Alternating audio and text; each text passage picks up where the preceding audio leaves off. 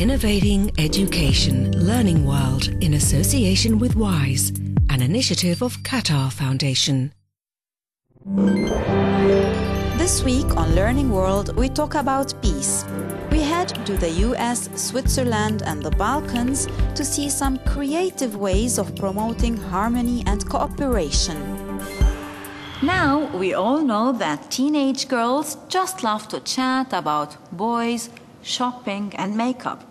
But not all the time, as we will see in the southwestern US, where a group of Palestinian and Israeli girls are getting together to talk politics and peace. 16 Palestinian and Israeli girls have spent summer at a camp at Santa Fe in New Mexico, learning about who they call the other. It's called Creativity for Peace and is based on the belief that an enemy is a person whose story you haven't yet heard. They have a lot of challenges when they're here. One is that they're afraid of each other. They think the other side wants to kill them. That's not small. Another is they don't know each other's stories, and they have a hard time believing each other's stories. The program brings them together in activities like art therapy and simply talking to each other. These young women are nurtured in a peaceful environment where they can learn how to cope with the violence that's taking place in their homelands. When they are coming to camp, it's more about speaking. It's more about, I need you to know that these rockets that you are sending toward my house is affecting me. I do like living with 16 girls, having the same interests. Sometimes it's opened my mind, like, to look, not just they are enemy, they are an enemy. 2 Palestinian and 2 Israeli group leaders who've already taken part in previous camps work together in more intense educational activities that include 3-hour dialogue sessions that build trust and teach listening skills. One of our girls said that were it not for her work with Creativity for Peace, she thinks she might have been a suicide bomber, because she had an opportunity to take the pain, the rage, the hurt she felt inside, to be able to put it out and to be able to tell it to girls from the other side. In Israel, it's mandatory to go to the army. And from hearing the stories of the Palestinian girls and the thing that they most fear is the army, it's going to be very hard for me to join, knowing that I'll be my best friend's source of fear. Creativity for Peace have organised 8 summer camps for 162 girls. Participants create new relationships that cross religious and cultural boundaries. Honestly sharing stories is one way to build peace.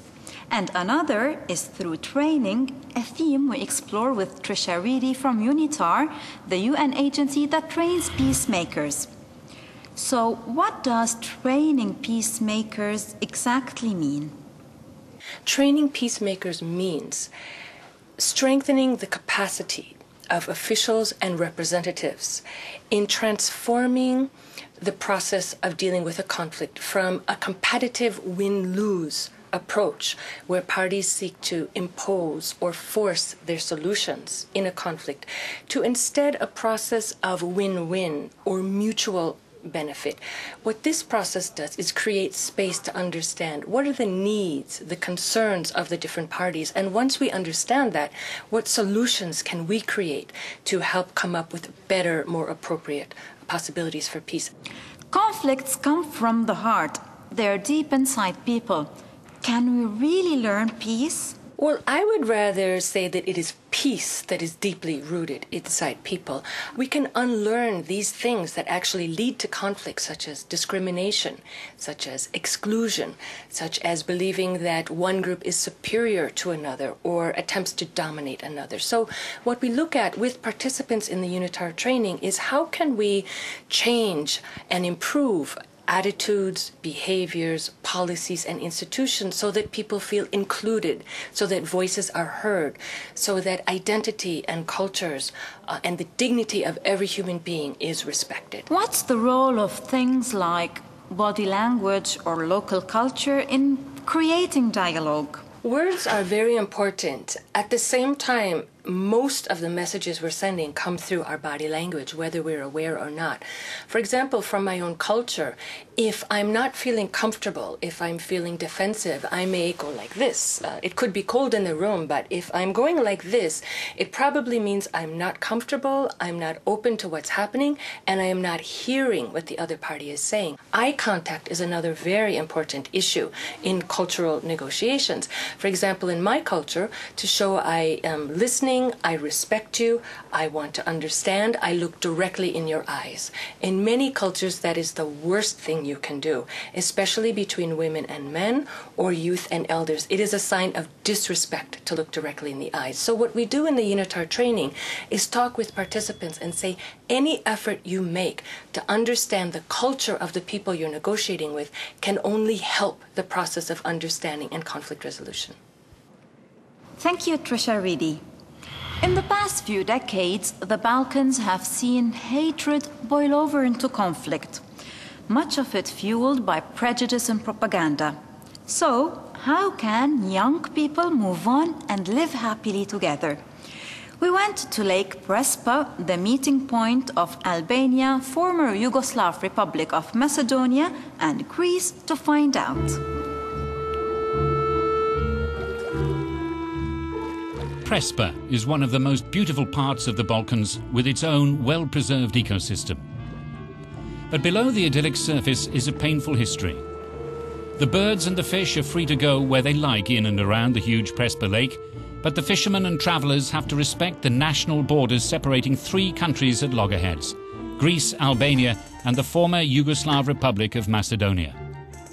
Around this lake, questions of identity are complicated. Numerous families have been split up by these borders, particularly because of the Greek Civil War at the end of World War II. When the civil war began, some people moved towards Albania. Others headed towards Skopje in the former Yugoslav Republic of Macedonia. That's what happened with my family.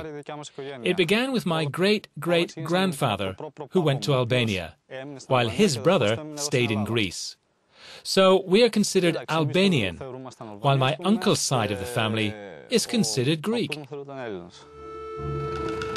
The NGO Cultural Triangle of Prespa brings volunteers from all over Europe to encourage communities to put aside these conflicts over identity. Each summer, they unite youngsters from neighbouring countries around a common theme. This year, they're looking for ways to develop tourism in the region, but it's not always easy. Christian Tazewski wanted to show something of his side of the lake to his friends, but at the border, he experienced firsthand the dispute between Greece and the former Yugoslav Republic over the name Macedonia.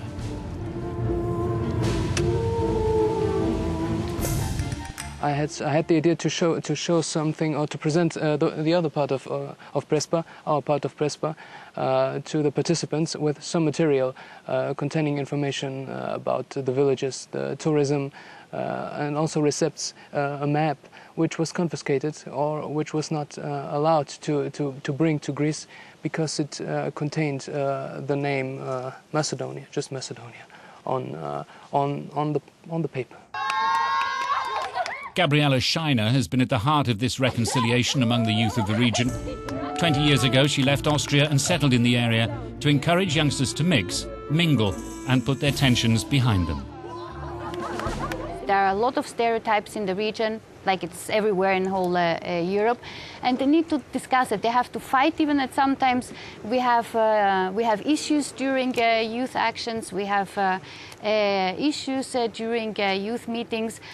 People fighting, but the important thing is at the end they will understand that we all live in a European context and that we have much more similarities than differences. The future of the Prespa region is in the hands of the younger generation.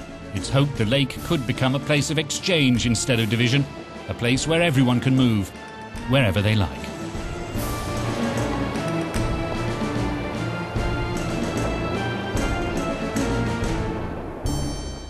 We would love to hear your thoughts and ideas on this week's stories, so send us a message via Facebook or Twitter.